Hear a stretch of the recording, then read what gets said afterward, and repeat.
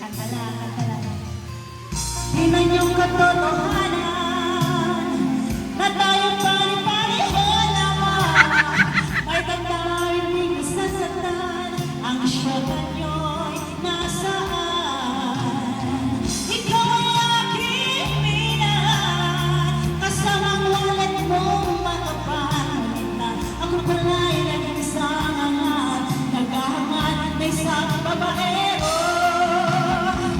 Di ko na kailangan, walis ka na sa aking harapan.